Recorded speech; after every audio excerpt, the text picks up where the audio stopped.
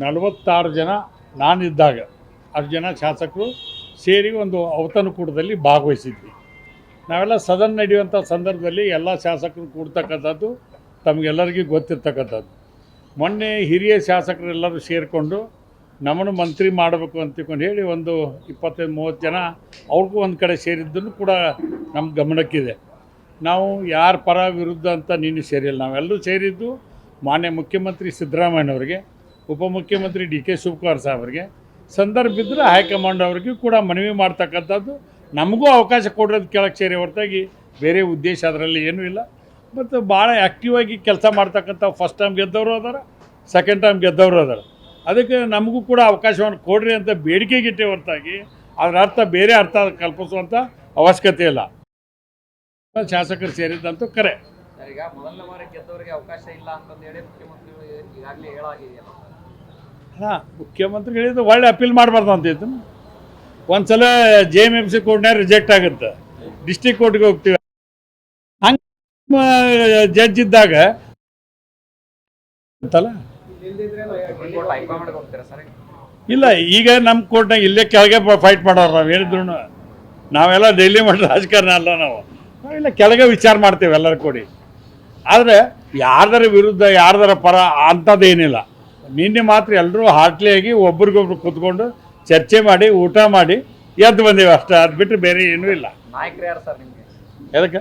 ನಿನ್ನೆ 46 ಜನ ಕುಡಿದವರೆಲ್ಲ ಸಾಮೂಹಿಕ ನಾಯಕತ್ವ. ಸಚಿವ ಸ್ಥಾನ ಪುನರಚನೆ ಆಗಬೇಕು, ವಿಸ್ತರಣೆ ಆಗಬೇಕು ಅಂತ ಕೇಳಿದ ತಕ್ಷಣ ಇನ್ನೊಂದು ಸಬ್ಜೆಕ್ಟ್ ನಾಯಕತ್ವ ಬದಲಾವಣೆ ಚರ್ಚೆಗೆ ಪುರುಷ ಆಗುತ್ತೆ. ನೀವು ಈ ರೀತಿ ರೈಸ್ ಮಾಡೋದು ಇನ್ನೊಂದು ಬೆಳವಣಿಗೆಗೆ ಬ್ರೇಕ್ ಹಾಕ್ತಕ್ಕಂಥ ಪ್ರಯತ್ನ. ನಮಗೆ ಅದು ಏನು ಗೊತ್ತಿಲ್ಲ ರೀ. ನಮಗೂ ಏನಾಗೈತಿ, ಒಬ್ಬ MLA ಆದಮೇಲೆ ಮೊದಲೇಕೆ ವಿಧಾನಸಭೆ ಮೆಟ್ಲು ಹತ್ತಬೇಕು ಅಂತಾರೆ, ವಿಧಾನಸಭೆ ಪ್ರವೇಶ ಮಾಡಬೇಕು ಅಂತಾರೆ. ಯಾರೇ ಅಧಿಕಾರಕ್ಕೆ ಬರಬೇಕಾದ್ರೂ ಕೂಡ ಮತ್ತೆ ಮಂತ್ರಿ ಆಗಬೇಕು ಅನ್ನೋಂಥ ಅವಕಾಶ ಎಲ್ರಿಗೂ ಸಮರ್ಥರದಾರ, ಯಾರು ಇಲ್ಲ ಅಂತ ಅನ್ನಂಗಿಲ್ಲ.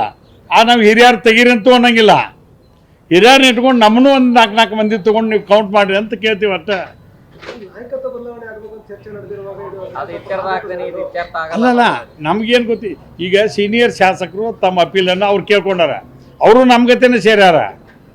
ಅವರು ಕೇಳ್ಕೊಂಡು ಇವತ್ತು ಎಲ್ಲರ ಕೂಡ ಸೇರ್ಕೊಂಡದ್ದು.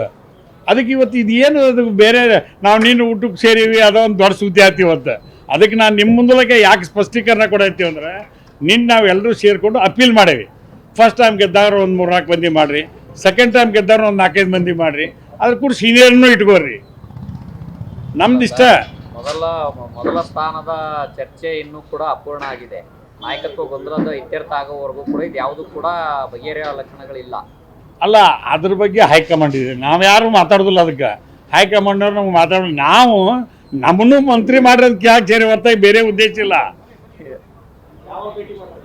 ಯಾವಾಗ ಮಾನ್ಯ ಮುಖ್ಯಮಂತ್ರಿಗಳಿಗೆ ಮಂಗಳವಾರ ಭೇಟಿ ಆಗ್ಬೇಕು ಅನ್ನೋಂಥ ಚರ್ಚೆ ಪ್ರಾರಂಭ ಆಗಿದೆ. ಅದು ಮುಗಿದ ನಂತರ ಡೆಲ್ಲಿಗೆ ಹೋಗ್ಬೇಕಾದ್ರೆ ಮೇಲಿನವ್ರ ಅನುಮತಿ ಪಡೆದು ಡೆಲ್ಲಿಗೆ ಹೋಗ್ಬೇಕು ಬಿಡ್ಬೇಕು ಅನ್ನೋದ್ರ ಬಗ್ಗೆ ಚರ್ಚೆ ಕೂಡ ಆಗಿದೆ.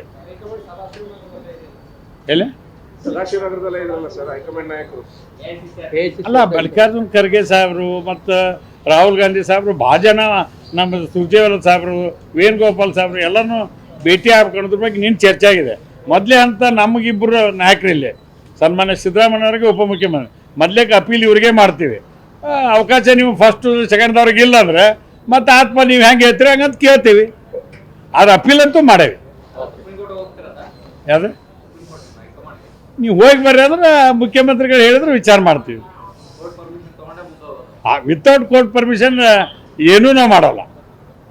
Thank you. ಇನ್ನಷ್ಟು ಹೆಚ್ಚಿನ ಮಾಹಿತಿಗಾಗಿ ಫಾಲೋ ಮಾಡಿ ಬ್ರಿಗೇಡ್ ನ್ಯೂಸ್ ಕನ್ನಡ.